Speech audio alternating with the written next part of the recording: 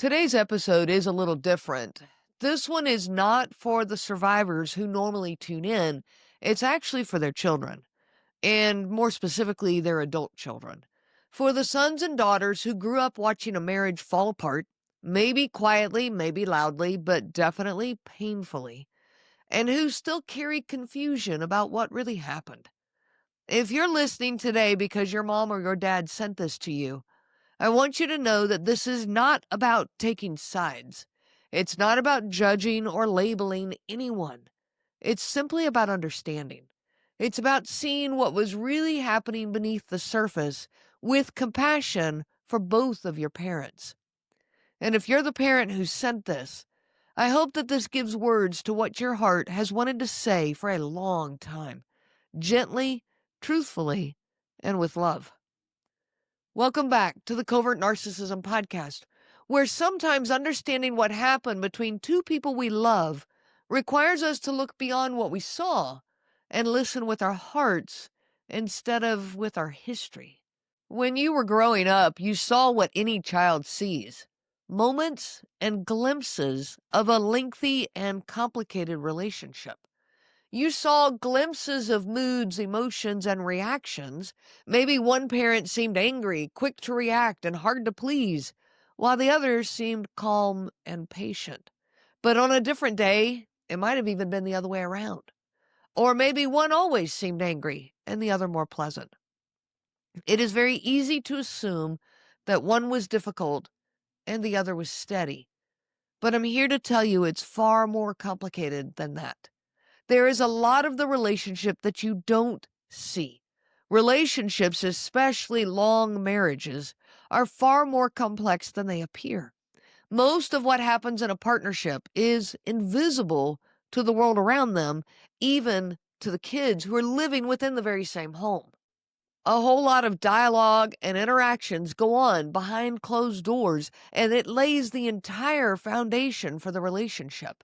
This is where you find communication patterns, emotional habits, unhealed wounds, and survival strategies that both partners learned long before they ever even met each other. These survival responses that I'm talking about here play a huge role in their relationship. One person may cope with, danger or threat by controlling or withdrawing or keeping things, surface level. That might not mean that they don't care, but rather that vulnerability feels dangerous to them. Well, the other one may cope by trying harder, talking more, explaining things, fixing, and reaching for closeness that keeps getting pushed away. In their desperation, they may even explode in anger. And for them, it doesn't mean they don't care, but rather it means that they care so much that they are angry about it. This is far more than just miscommunication. This is two nervous systems reacting to fear in opposite ways. One shuts down to stay safe, but the other reaches out, loud and desperate. Now, if you remember one of your parents being angry, reactive, even explosive, that anger might not have been about hatred or cruelty or meanness. It might have been grief and desperation. Anger is absolutely one of the stages of grief. And when we start losing the very relationship that we are clinging to the most, the one that we thought we had and was supposed to be for life, it hurts. That pain can easily turn to anger, not because they are mean and cruel, but because they care. Sometimes that anger is a desperate cry for desperation, a scream that says, "Please see me, please hear me, please meet me in this relationship." Your parents are human, and they do have that need to be seen and to be validated. But when their cry is met with subtle withdrawal, emotional distance, or calm detachment, the pain deepens, and their reactions actually might get bigger. Now, to an outsider, even to a child, it can look like one parent is the problem and the other one is being reasonable. But beneath that, there's often one person trying with everything they have to repair a bond that's been slipping away for years, and another person trying to protect themselves from emotional discomfort that they don't know how to face. What you're really seeing is heartbreak on both sides. One that expresses pain loudly and one that might hide it quietly. Neither one is evil. Both are definitely hurting. But when repair keeps getting blocked and safety and vulnerability cannot be found, trust cannot grow, and love turns into survival mode. That very survival mode eventually will break a marriage. When a relationship spends years in survival mode, love just can't breathe there anymore. Survival mode is all about protection, not connection. It's about defenses, not vulnerability. When both people are constantly bracing for the next argument, guarding their words, or scanning the room for emotional safety, there's no space left for trust to grow. And without trust, you can't be yourself. You can't relax. You can't be genuine and spontaneous. Instead, you become hypervigilant, walking on eggshells. You become someone that you are not. Instead, you become hypervigilant, walking on eggshells. You become someone that you are not. Survival mode is dangerous. While it does protect us in the moment, it also destroys us. It consumes your very thoughts, causing your mind to be hyperactive and overly reactive. Over time, that constant state of alertness rewires how these two people related to each other. One person might control or retreat to stay safe. The other might cling and plead for reassurance. Each response triggers the other, and the cycle just grows. The tension just grows. What once felt like love starts to feel like survival. Two people protecting themselves from the person they most want to feel safe with. And when love has to fight for oxygen inside that kind of tension, it eventually suffocates. Not because there wasn't love there to begin with, but because fear took over.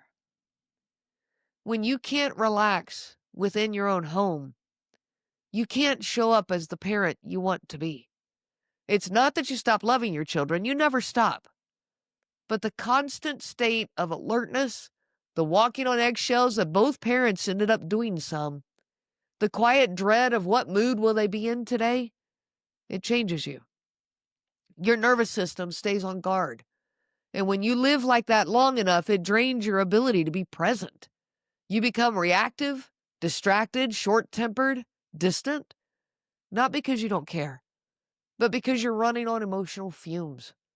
Children, you sense that tension. You feel it when a parent's body is in the room, but their heart is somewhere else. You know when they're trying to manage an invisible storm. As parents, that breaks us, because deep down we know this isn't who I wanted to be as a parent. When you're surviving an emotionally unsafe relationship, every ounce of energy you have goes into keeping the peace, anticipating the next blow, managing the unpredictable moods of your partner, trying to keep the children safe. That means there's very little room left for laughter, curiosity, patience, the very things that nurture connection with your kids. Again, it's not about lack of love. It's just the cost of survival. You can't nurture openness in your children when you yourself are afraid to be open. You can't teach them to trust when you've lost trust in your own reality. You can't model calm when your body is constantly bracing for impact. And so, even though you love your children more than anything, the version of you that they get is not the version of you they wish you had.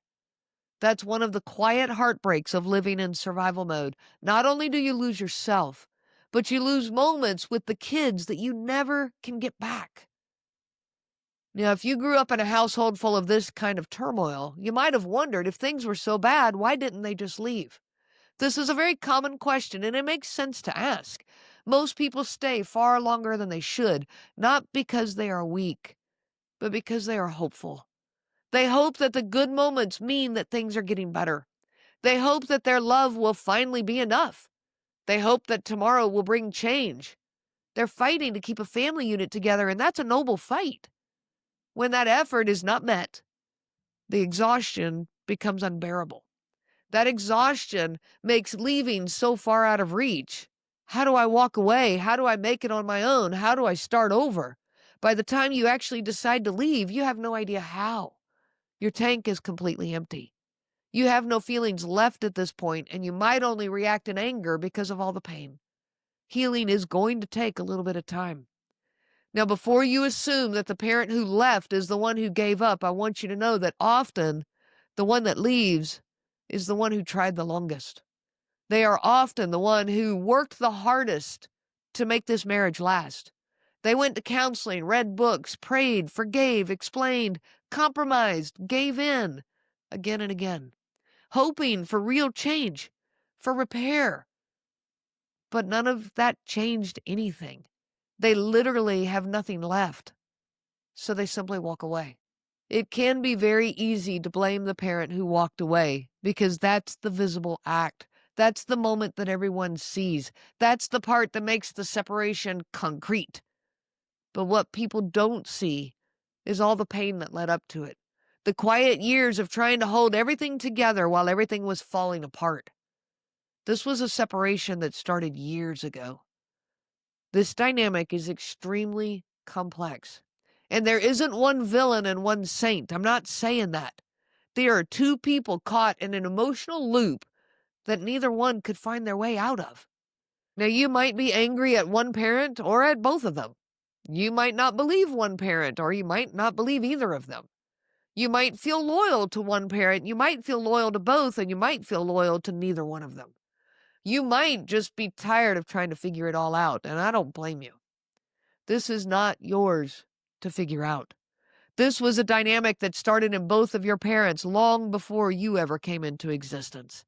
You were born into the chaos, but you did not cause it. You were part of a family system that was breaking apart long before you. Both of your parents were doing the best they knew how with the tools, fears, survival responses, beliefs that they carried. Sometimes one person's coping caused harm, while the other person's reaction to that harm caused more pain. It's a tangled web of human imperfection. You do not need to assign all the blame to anyone in order to understand that hurt happened and that both people were a part of it. They both will need time to heal. Healing does not look the same for everyone. One person might, finally be learning to breathe. They might be learning to exist without fear, to speak without apology, to find peace without walking on eggshells, to teach their brain to relax again. That healing can sometimes look like setting boundaries that, this might be foreign. They might be creating a little bit of distance, and these changes can feel confusing from the outside. The other parent might still be in pain. They might be angry, defensive, struggling to understand why things fell apart. That does not make them bad. For either of these, it just means they're still lost inside their own story, still trying to figure it out. Here's something very important to understand about this entire generation of parents. Most of us were never taught emotional intelligence. We weren't taught how to name or express our emotions, much less how to handle the emotions of others. We weren't taught how to honor our inner world, to set healthy boundaries to protect it. We were taught to be strong, to be loyal, to be forgiving, even if it meant losing ourselves in the process. But the world is turning. More and more young adults, maybe you among them, are learning about emotional health, trauma, boundaries, self-care. You're learning that love is not supposed to cost you your peace, that kindness does not mean self-abandonment, that boundaries don't mean rejection, that real intimacy comes from emotional honesty, not silent endurance. And that gives me hope because it means the cycle can stop here. You can take what was painful in your parents' marriage and use it to build something healthier now in your own life. You can learn what we didn't know, and maybe someday you can even teach it to your children. Now, it's important that you know you get to have your own relationship with each parent, one that belongs just to you and them. You do not have to pick between your parents. It is okay to love them both. It is okay to feel close to one and confused by the other on one day and the other way around on the next day. You don't have to choose sides. You don't have to carry anyone else's story. You don't have to defend anyone or blame anyone. You don't have to become the referee or the messenger. You can say, my relationship with my mom is about my connection with my mom. My relationship with my dad is about my connection to my dad. I can love both without being disloyal to either one. No triangles, no tug of war. Just genuine connection. One person at a time, one relationship at a time. That's where healing for our families begins. When everyone stops competing for validation, for attention, for approval, and just starts focusing on our own connection, our own healing.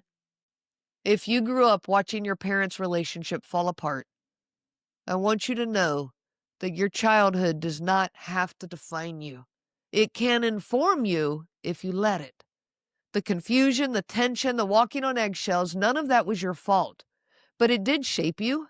Absolutely.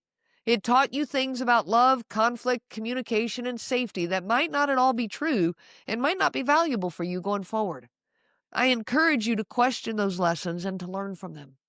Ask yourself, what did I learn about love from watching my parents? Did I learn that love means overfunctioning, staying silent, pleasing in order to keep the peace? Did I learn that love means controlling and stifling the other person? Did I learn to avoid conflict because it's unsafe? Did I learn to chase connection because it keeps slipping away? Becoming aware of those patterns is not about blaming them. It's not about figuring out whose fault it is. It's not about putting the blame on mom or on dad. It's about freeing you. You can use what you saw to build something different. Learn to speak what you feel. Learn to listen without fear. Learn to set boundaries with empathy that protect your peace, not as walls, but as pathways to healthy connection. This is how generational healing happens. It's how you stop repeating what broke you and you transform that pain into wisdom so that your relationships can be rooted in authenticity, not survival. To every son or daughter listening, if your parents sent this to you, it's because they love you. They're not trying to turn you against anyone. They just want you to see what was unseen, that behind the anger, the silence, and the final decision to walk away was a desperate fight to save something precious. They're not asking you to choose. They are asking you to give them a chance to learn and grow from their own mistakes. They made mistakes along the way, but that is a part of life. Family healing does not mean ignoring those mistakes or rewriting history. It means facing it. It means facing truth with compassion and walking forward with courage. One conversation, one boundary, one step at a time. To all the parents and children out there, I wish you so much peace on that journey of healing.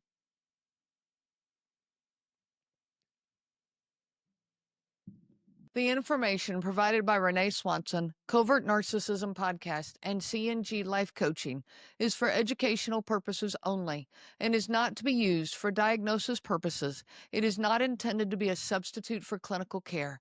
Please consult a healthcare provider for guidance specific to your case. This material discusses narcissism in general. Renee shares stories from her personal experience as well as from those that she has worked with for several years.